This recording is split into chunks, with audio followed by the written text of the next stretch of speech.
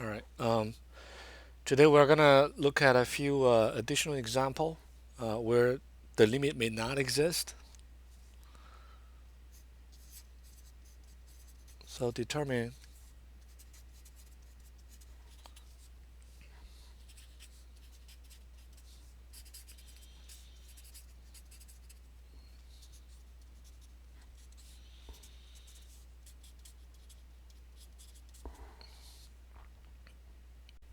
Let's look at this first example here.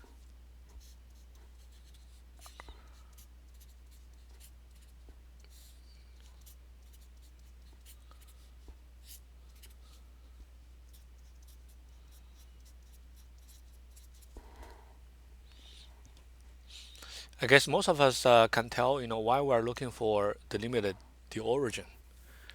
Because away from the origin, for example, x and y goes to 1, 1, we can easily tell the denominator goes to 2, the numerator goes to 0, the limit will be 0. So the reason we are talking about 0, 0 is because the denominator can become 0. So is the numerator. So it's a tricky scenario. So here, if you take a quick observation and try to choose the following path along this straight line, notice this straight line is a line passing through the origin. Otherwise you can't pick it. You can't pick, say, mx plus 1. Mx plus 1, that doesn't work because it does not pass through the origin. And take x goes to 0. So this is one path. When x goes to 0, y is also going to 0. Along this path, y is mx. So you have m squared x squared.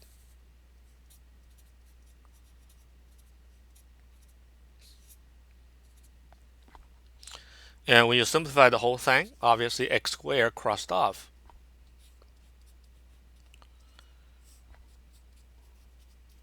You end up with a constant that depends on the slope of the straight line. In other words, the limit of this depend on the path. Okay, depend on the path, and that's why we say the limit does not exist. This is not the limit. Okay, this is the limit along this specific path, but the limit when x and y approach 0, 0 does not exist.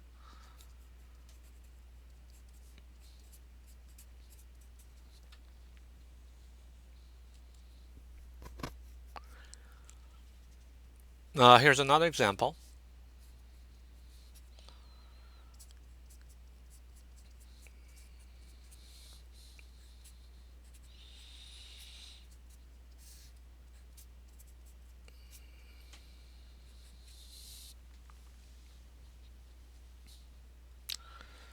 You probably noticed that the power of x is squared, the power of y is to the fourth. So if you think about this path, if you think about this, I probably shouldn't write. I probably shouldn't write down this equal sign here. I probably should have just write this separately. Let's look at the path when x is, let's say, some constant. Again, let's call this constant m of y squared. So along this curve, this is obviously a parabola. When x is 0, y is also 0. So we'll take y goes to 0, for example.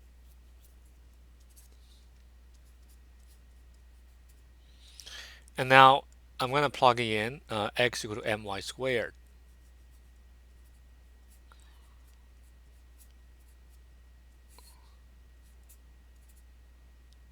Sorry, I'm supposed to square this and plug it in. So it's still m squared y to the fourth and plus y to the fourth. And then let y goes to 0. Okay, let y goes to 0. But this is, again, something we can quickly simplify. It turns out to be something like m squared minus 1 over m squared plus 1. Once again, it depends on the path. Depend on the path. So for this one, you can also claim the limit does not exist.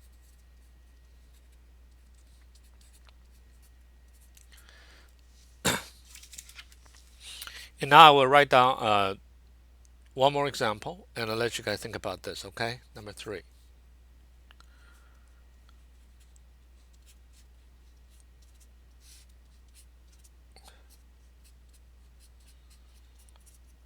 What do you think about the limit of this fraction at the origin?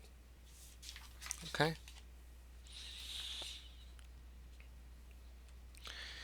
All right. So these are examples where the limit does not exist. Okay, where the limit does not exist.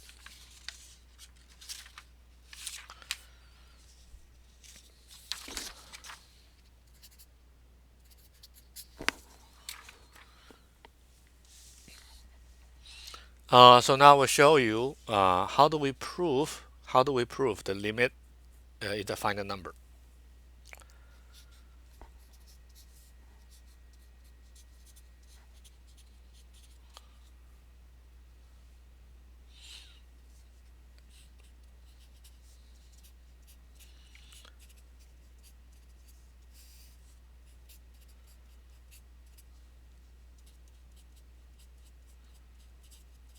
Find out the limit of this fraction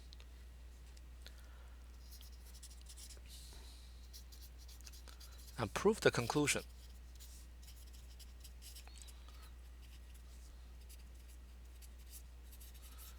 using definition here.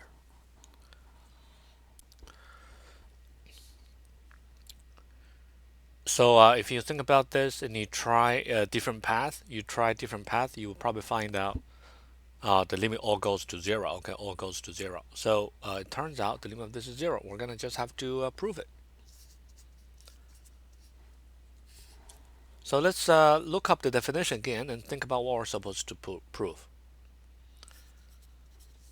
The goal is, can we find a delta such that when the distance between the point, this point, and the origin is small enough, and the way we measure that distance is square root of x squared plus y squared. Okay, whenever this is less than delta, can we find a delta such for this? We have the absolute value between the function's value and the proposed limit, which is 0, is less than any epsilon. So to that goal, let's take a look at the term that we have here and try to apply some inequality here, okay?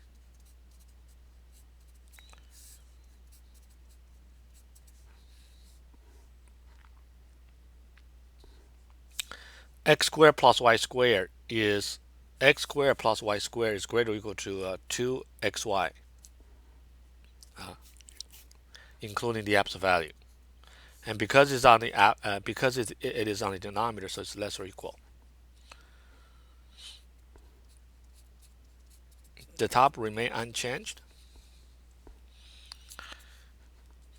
And I separate this two product here, and you can easily tell x squared minus y squared is less or equal to x squared plus y squared.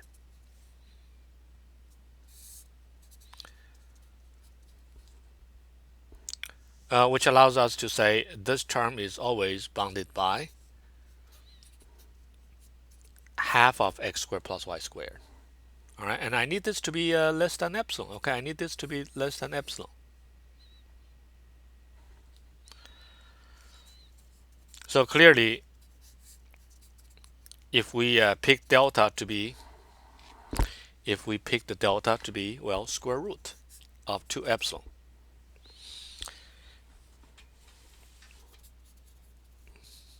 then you can easily verify that this thing here is less than epsilon. Okay, less than epsilon, because you have delta square on the top, which is 2 epsilon over 2. That gives you the epsilon. All right. But in general, obviously, to prove the limit using the definition obviously will be tricky. It is tricky even for single variable function, let alone right now we have functions of 2 variables to deal with. So this is one of the easier example that kind of makes sense. Okay, that kind of makes sense. So far we really just talk about the topology of Rn And we talk about functions of two variables. We talk about the graph of function of two variables, and we talk about the limit. The case where the limit does not exist, and how do we prove that?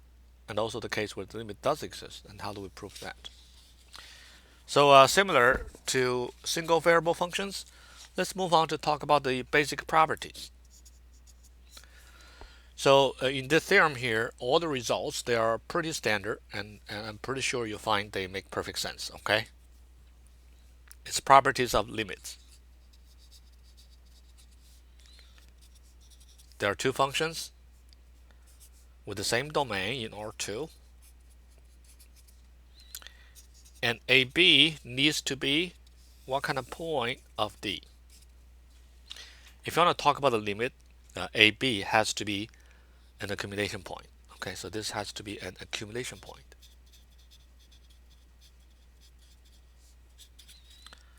So that there is actually a sequence that approaches AB. Okay, there is actually a sequence that approaches AB.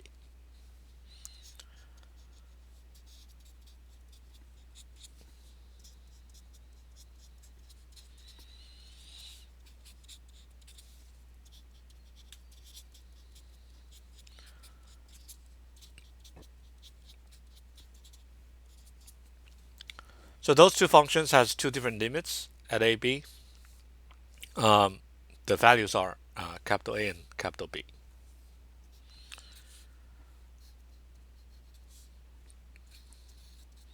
So we have the following properties that just make perfect sense, okay? What is the sum? What is the limit of the sum and difference?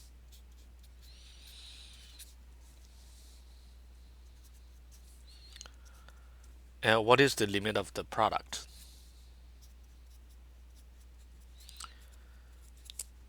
You almost don't have to write this down because it's just very intuitively.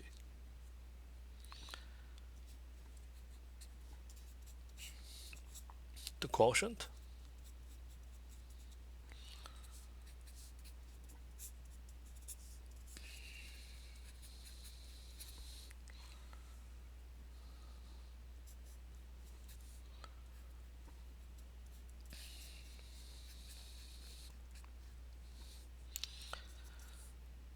Comparison.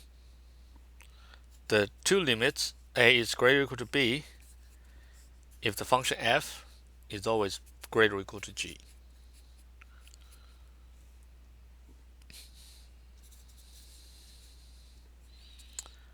The limit of the square root, okay, at AB, just square root of A, provided that A is non-negative. All right, our next topic is continuity, okay, continuity.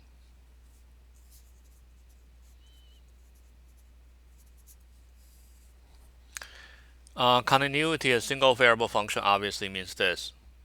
Single variable function.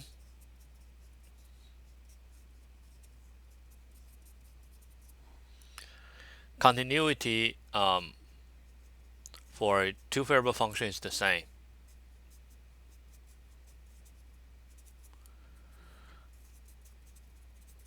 But because of the way that we define the limit, so we can also talk about this in terms of epsilon delta.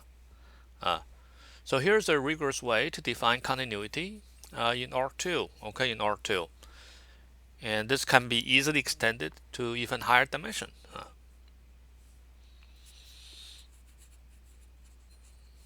So let's consider a function once again in two dimension. Here's the definition of continuity.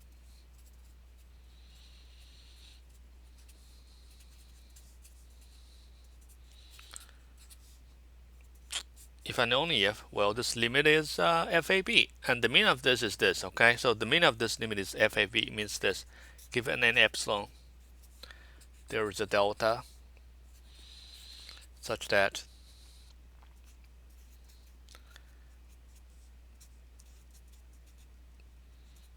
this difference between the function's value and its limit can be made arbitrarily small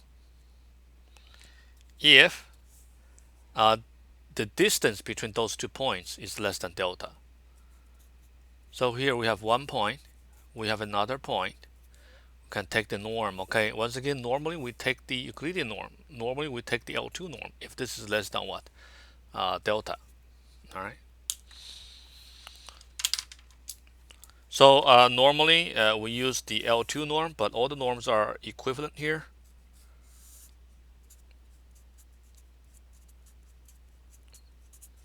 This is what this guy is, okay? Square root of x minus a squared plus y minus b squared.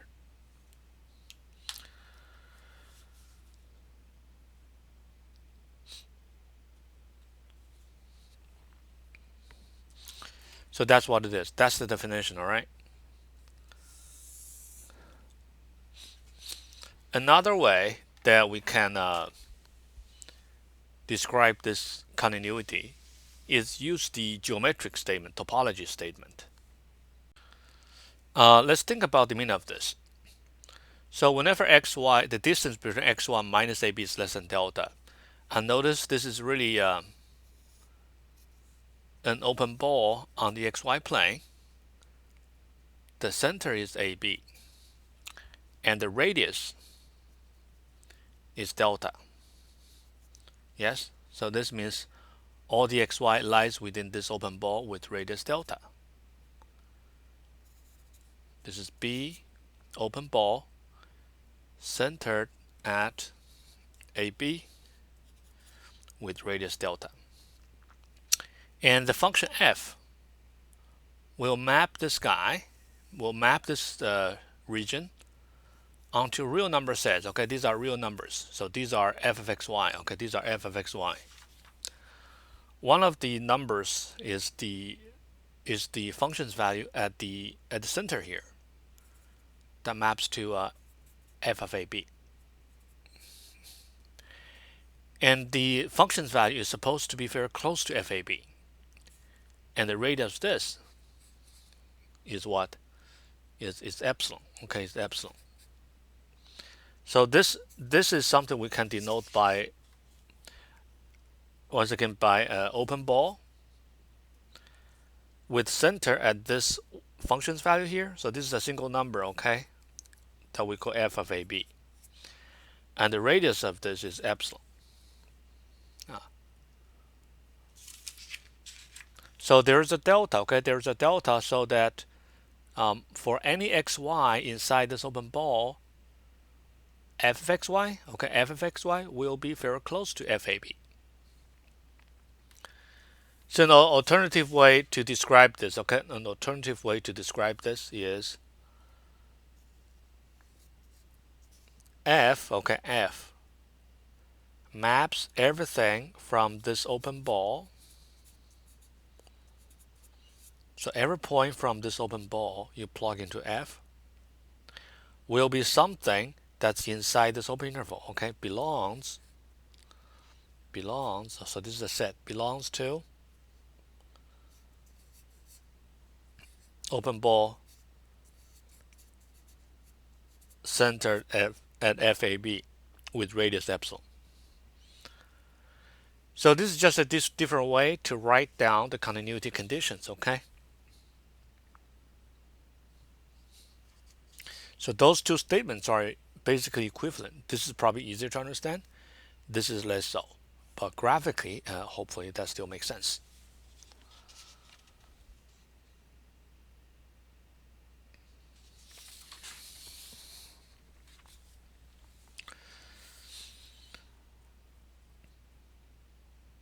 The last piece I want to talk about today is the continuity condition here. So this is not the definition, but one of the way that you can verify something is continuous, or actually prove something is not continuous. Function f is continuous at a point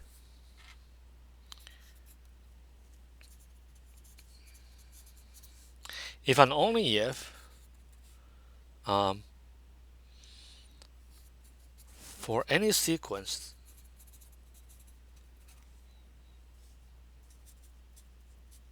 so this is a sequence in in R2. Okay, this is a sequence in R2. For any sequence that goes to AB,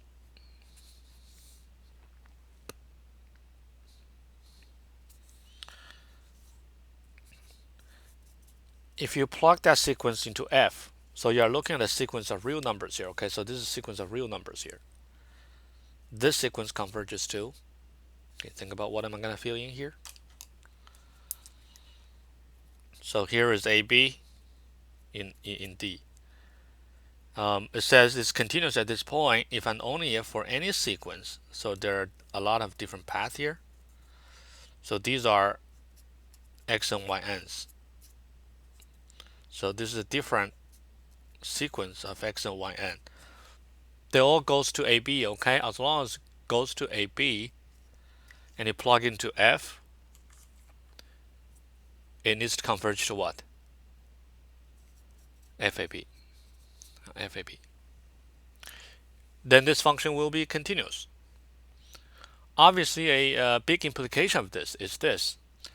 If there are two different sequences, okay, if there are two different sequences that both goes to AB, but you plug into F, it does not go to FAB at the same time. It may go to two different numbers, for example. Then that'll imply F is what? Not continuous, okay? So remark, if there are, or if you can find two sequences, so this is one way to represent the sequence, okay? Two different sequences that both goes to AB,